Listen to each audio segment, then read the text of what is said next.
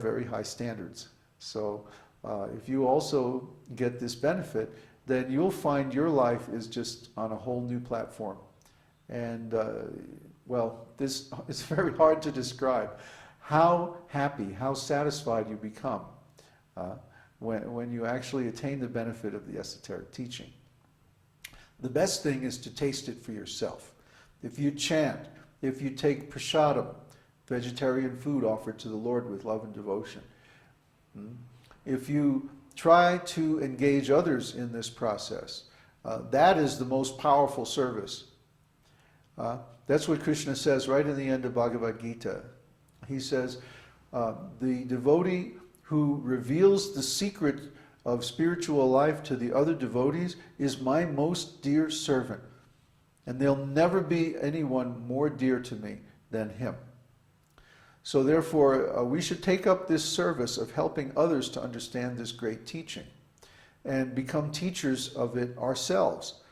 That's what we recommend, because we found that since we did this, we're very, very happy, very satisfied, even in external life, what to speak of internally. So we implore you to start a group or talk to your friends, refer them to the website, bring them into the forums, have them post their questions, we'll get back to them, have them watch the videos, listen to the podcasts. This will help them tremendously. Even if they don't understand it, even if they have a bunch of questions afterwards, that's all right, that gives you something to talk about. So you can refer them to the scriptures. We have all the scriptures on the site. You can download them to your computer, search the Veda base and all that stuff. If you have any technical problems, Uddhava can help you with that, or I can help you. We have all help available. You have to be willing to do the work. So we ask you, please approach this great teaching and make this knowledge your own, and you will get the tremendous benefit. And ultimately, we request that you also become guru. That means you attain self-realization for yourself, and then you help other people attain the same thing. Okay, so let's go on to Sri Vishnu Sahasranam, 18 and 19.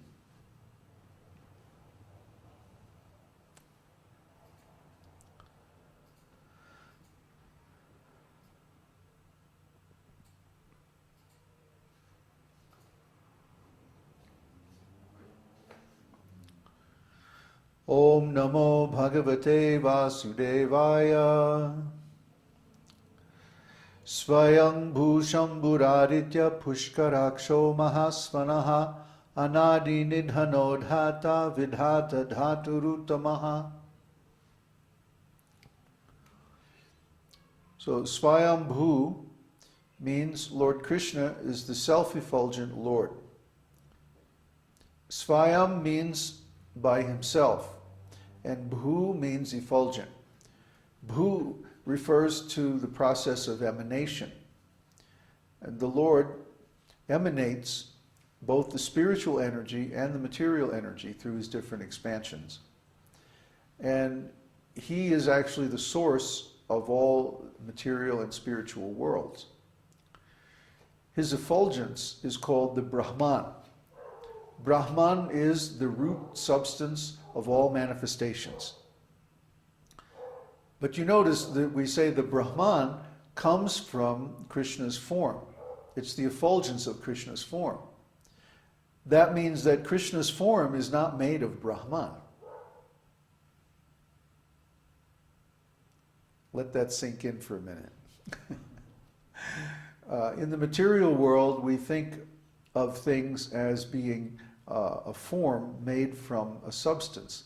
For example, this sheet of paper is actually made from wood.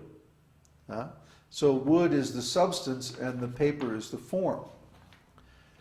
But that's not true of Krishna's transcendental form. Krishna's form is something unique. We don't know what it's made from. Krishna's form is eternal. It's not like Krishna's form comes into being at a certain time. Therefore, there's no raw material of which Krishna's form is made. Krishna's form is fundamental, and everything else comes from Krishna's form, both the spiritual energy and material energy. So we don't know what Krishna's form is. It's not possible for us to comprehend it, except it's very, very beautiful. Krishna's form is so powerful that his form is also the source of the Brahman. The Brahman is his personal bodily effulgence.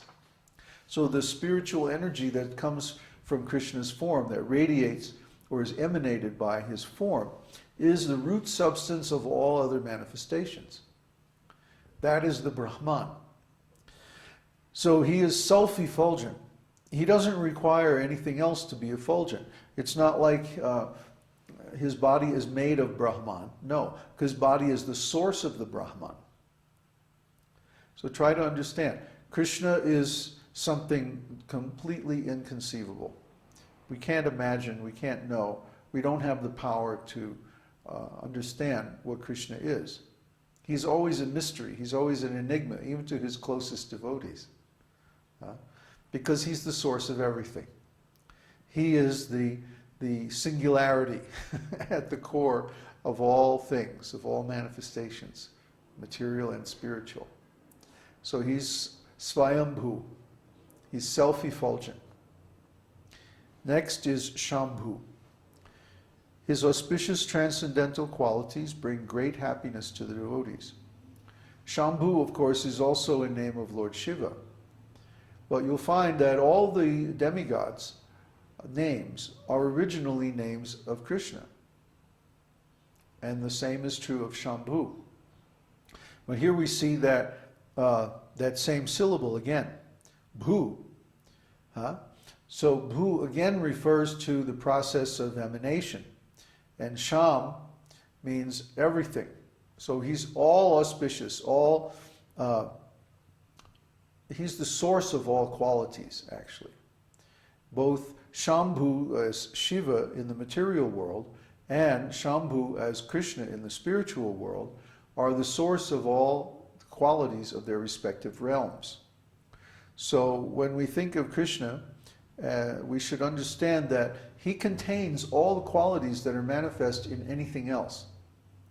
So everything else that exists has its source in him. That means he is the original reservoir of all those qualities. The next one is Aditya. Aditya refers to Aditi. Aditi is the mother of the demigods. There are two sisters, Diti and Aditi.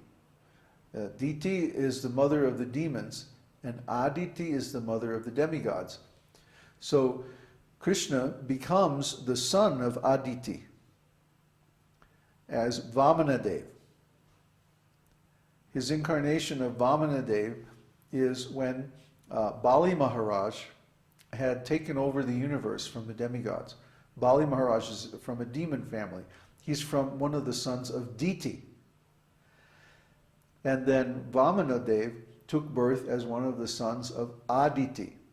And that way he became the brother of Indra, the younger brother of Indra. Indra is one of the sons of Aditi. And so when Vamana appeared, he appeared as the son of Aditi. And then he went to Indra's planet, where Bali Maharaj had even taken over the throne of Indra and the palace and everything, kicked Indra out. And the demons are so intelligent, you know. And the spiritual master of the demons is Shukracharya. Shukra, of course, is Venus. So the philosophy of the demons is eat, drink, and be merry. Celebrate life. Enjoy. And then when you're satisfied, we'll have a little spiritual life. Of course, we never get to the point where we're satisfied, so that means we don't have really any spiritual life. This was exactly my experience in the USA, except, of course, at Neville's place, because he's a devotee. But the other people I stayed with out in California, oh my God, there's a constant material engagement. No real spiritual life. Huh? So this is the lifestyle of the demons. And this is the philosophy of Shukracharya, who is the spiritual master of the demons. So when Vamanadev came to Bali Maharaj, he came as a Brahmana. And of course, the Kshatriyas, the kings, are supposed to give charity to the Brahmanas. So Vamanadev approached Bali Maharaj and he said, please give me 3 steps of land.